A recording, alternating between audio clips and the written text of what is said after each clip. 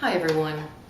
For many years I've been living a double life, but something happened to me last year that made my decision very clear that I no longer wanted to hide from who I am or my abilities.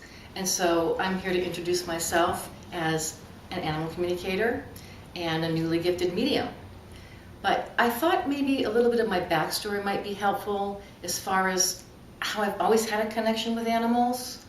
I grew up in a very small town in western Massachusetts on a dead-end street. We literally did not even get mail delivered. It was like Mayberry RFD, where you had to go get your mail. And like some of us, my household was chaotic, a lot of arguing, a lot of fighting. And it made me feel really uncomfortable and really unsafe. So I always would turn to my animals. And we had cats and dogs, like everybody else. But just over the hill, we had a river. So I had turtles and eels and frogs and fish and salamanders. And if it made its way to my yard, it became my pet. But I would sit there talking to the animals because they listen to you and they don't judge you. That was always my escape from when the house got crazy. And even to this day, cats help keep me out of the chaos. And then kind of in hindsight, I developed anxiety disorder at quite a young age. And I guess it's relating to part of my childhood. So dealing with and trying to manage my anxiety took up a lot of brain space, and that's all my world could focus around was finding my solutions. Well, in 2002, I met some really incredible women that they were into alternative stuff. I'm not opposed to conventional, but it totally changed my life around as to how I viewed, managing my anxiety. And the more my anxiety became under control, I started getting little inklings of, that inner voice. I call it my intuition. And one of my first clear memories was I was house sitting for a friend of mine, and I was watering her lemon trees, and I'm hearing in my ear, pick lemons, pick lemons, pick lemons. And I had no idea why. Well, when I got home that day, I was going to be going to the gathering at home of a friend, and on my answering machine was a message saying, "Karen, could you please pick up lemons for my party?" And it was at that time, the time frame where I was watering the lemon tree. So I really started to pay attention to that. And so at first it was really intuition and more or less really guesswork. I wasn't sure where this was going to go. But one day something happened, that really changed my life. I walked into my vet's office and there was a lady sitting on the bench with her dog, and I always ask, do you mind if I sit next to your dog? And she said no. So I'm sitting there and the dog turns to me, he puts his paw on my shoulder, and he says, "Hi, my name's Piper. I'm taking responsibility for eating something and it's stuck in my tummy and I can't get it out." And so I'm like, okay, what do I do? So I turned to the woman, I just said, I just have to just tell you, your dog just talked to me, and he told me that he ate something that he said was bad for his tummy, and he's going to need some medical help to get it out. And she just stared at me. So, seeing as how I've been going to the vet for a while, I told him about this, and I said, if you feel comfortable, would you call and let me know what happened with Piper?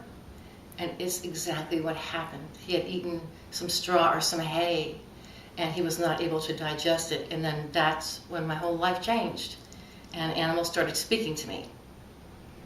So I'm fortunate because I have a mentor, and she told me what you do is you start by practicing. So I would practice with friends so I could get positive feedback.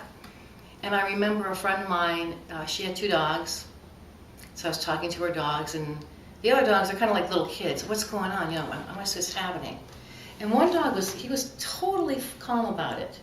But the other dog, Tootsie, came in, little Chihuahua. She's very, very cute. She started telling me some of her troubles. And when I talked back to her, she just froze. And she looks around, and they said, "What's going on?" I said, "Oh, she's totally freaked out that I can hear her." And she just kind of slinked away. Because I've learned that some animals, it totally freaks them out. Most animals love to talk to me, but there are those like Tootsie that are just like, you know what, I don't want to play this game anymore. And I'm going to go back to the event I spoke of earlier about having an injury. I fell and I broke my hip on October 29th of 2014. And I was in a convalescent rehab facility for a couple of months. And I started getting inklings of being able to read people as a medium, which I'd never done before. So, and part of this is the medication, because I'm generally very introverted, and the medication made me very extroverted. So I was telling people about my abilities. And one of my night nurses, really nice lady, I felt comfortable sharing with her when I was having a rough night. She would sit and talk with me. So first I read her dog, and then I heard it. And when I say hear, I mean the information is being channeled to me. This has nothing to do with me. I said to her, "You are really good at being a nurse, but this is not what you want to do. And it is something that is not acceptable in your culture, and someone's standing in your way." And her face just dropped. And she said, "Yes, I want to be in math and science, but in my culture, that is not an acceptable profession for a woman. And so right now I'm stuck being a nurse." So to keep myself entertained with anyone who would listen to me, I would read their dogs or read them. And it really helped me keep my mind off my injury. So I'm going along nicely, doing my physical therapy. All of a sudden, boom, surgery failed. And on May 18th, I had a full hip replacement. And I went back to the same place. So everyone knew me, and I kind of had developed a reputation. They were like, "Hey, there's the animal whisperer." But I realized that something happened during that second surgery where my abilities everything was coming in faster, and I was getting very, very, it gives me goosebumps, very clear images of, like, for example, one of my PT guys, Andy, I heard Daniel Boone, I heard Sweat Lodge, and I heard Golden Lab. Well, I talked to him, Daniel Boone to me is like living outdoors. He's always wanted to go to a sweat lodge. And he has a lab named Macaroni. So again, because I had no connection with the people in rehab, I would practice. But one of the abilities I did not feel clearly until I went to visit the home of a woman whose cats I sit for. And her cat had cancer but is now in remission. So the goal of all the people that she works with is to keep the cat Alice healthy. And there was something in that house, energy was so strong. I felt nauseous, the client felt nauseous, the cat felt nauseous. And we're like, we have to just get rid of this thing because it's whatever it is, it's not serving a good purpose. So I'm driving home and I'm thinking, how am I going to go to this house twice a day and feel this energy? This is not going to work. So I asked my guides what I was supposed to do.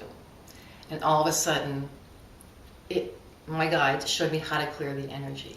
And my client came back, she was absolutely amazed. I want to document an interview on that because she's hired me to go once a month, and we are doing amazing things. Alice is in remission. Her confidence is coming back. I've actually pet her, which I was never able to do. So it's kind of interesting how doing this energy work is also affecting behavior modification. And that is becoming my specialty, is what's going on with the animal? Why don't they want to cooperate? And once you can find that out, and if the animals do their homework and if the humans do their homework, it's really successful. So especially with cats and dogs are totally different, and I'm just speaking from my own point of view. I think it's a lot easier to modify cats if you can hear them. So I work with some rescue groups that if there's cats that they're not socializing well, they're being returned for adoption, and I went to the house and this beautiful black cat named Manny came and just laid his head on my foot, and the foster mom said, "He doesn't go to anybody." And I said, "Well, they know. I know they know when they look at me." So I'm driving home and I hear Manny. He's like, "Here, it's Manny. Are you busy? Can I talk to you for a second?" I said, "Sure." He said, "Well, I don't like the name Manny. It just doesn't fit my personality. I want something a little more dangerous, a little more James Bond." And he said, "I like the name Jack." Jack sounds dangerous. So I went home and I emailed the foster, and she, complied, and she named him Jack. But she said, but he was a possessive peer, meaning he marked his territory everywhere. So I told Jack this.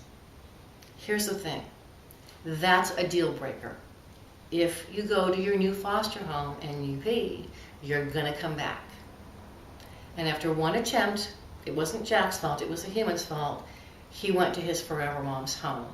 And she sent me a video of him playing in the living room, and that's the bottom line with what I do. Is every animal, I never use the word bad, I never use the word misbehaving, I just use, this is the way the situation is now, and this is where we want it to be.